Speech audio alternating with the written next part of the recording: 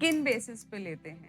देखो हमारी लाइफ में ना बड़े सारे डिसीजंस हम लोग लेते हैं। सुबह उठते के साथ कितने बजे उठना है, वो एक डिसीजन है और ये इस बात पे डिपेंड करता है कि कितने बजे हम सोए, कैसी हमें नींद आई और उसके बाद उठने के साथ ही हमारे सारे डिसीजंस शुरू हो जाते हैं। क्या-क्या एक्टिविटीज़ करनी है, क्या पहनना है, कितने बजे जाना है, क्या-क्या हमें और डिसाइड करना है। सो एक स्प्री ऑफ डिसीजंस हमारे साथ लग जाते हैं।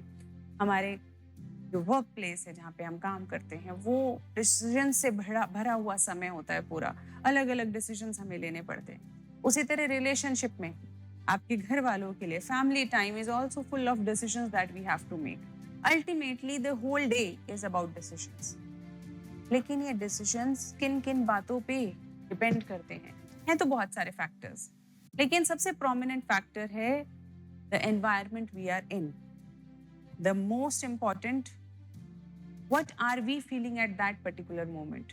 तो हुआ यूं कि 2011 में साइंटिस्ट ने ये एक्सपेरिमेंट किया इजरायली जजेस के ऊपर, जहां पर जब दिन की शुरुआत थी और पेरोल की केसेस उनके पास आए तो 65% तक जो पेरोल केसेस थे वहां हाँ हुई। लेकिन जैसे जैसे लंच टाइम आता गया वो लोग भूखे होने लगे या उन्हें हंगर महसूस होने लगी, वो पेरोल केसेस के अंदर उनकी जजमेंट जीरो पे जाने लगी, यानी उन्होंने पेरोल देनी बंद कर दी। लेकिन उसी के बाद जैसे ही लंच किया उसके तुरंत बाद से पेरोल केसेस में फिर से 65% तक की हाँ आने लगी और जैसे जैसे दिन ढला फिर से कुछ कुछ जैसे थकावट होने लगी वैसे ही उनके डिसीजंस अफेक्ट होने लगे। यानी हमारे डिसीजंस हमारे खुद की कंडीशन, भूख जैसी एक नॉर्मल फिजियोलॉजिकल कंडीशन से हमें इफेक्ट करते हैं, तो हमारे आसपास की कितनी और सारी चीजें जो हमारे डिसीजंस को अफेक्ट करती हैं। जैसे हाल ही में एक और स्टडी हुई 2022 में पेरिस ब्रेन इंस्टीट्यूट में।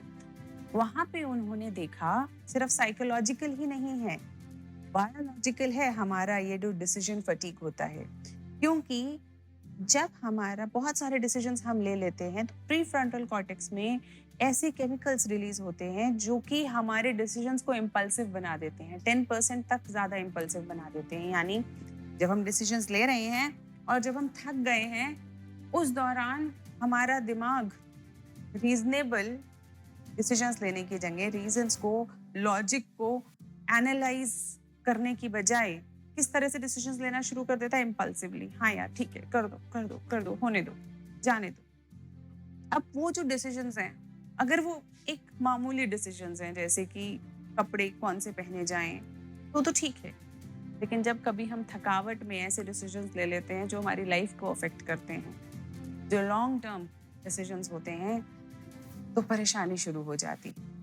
तो यानी जब आप डिसीजंस लें तो अपनी बायोलॉजी, अपनी फिजियोलॉजी, अपने एनवायरनमेंट, इन सबको भी स्कैन करें कि कहीं ऐसा तो नहीं कि आप डिसीजंस तो ले रहे हैं लेकिन आप उस थकी हुई हालत में ले रहे हैं जहां आप लॉजिक को यूज करने की जगह सिर्फ इमोशनल इम्पल्सिवनेस में कोई डिसीजन ले लिया और फिर उसका भुगतान जीवन भर करना पड़े। तो हमें कोशिश करनी है कि decision making is an art, decision making is a survival skill, decision making is something which helps us evolve in our life, grow ahead, go ahead in our life, in our professions। तो सोच समझ के decisions लें और decision making पे हम और भी बात करेंगे कि कैसे और कब हम उसे इम्प्रूव कर सकते हैं। लेकिन सबसे इम्पोर्टेंट, खाली पेट डिसीजंस नहीं लेने। जब आप सेटिस्फाइड, खुश और खाली समय में स्ट्रेस्ड नहीं है, टायर्ड नहीं है, तब अपने स्ट्रैटेजिक और प्रायोरिटी वाले डिसीजंस लेने हैं। तो before you decide, see where you are and how you are।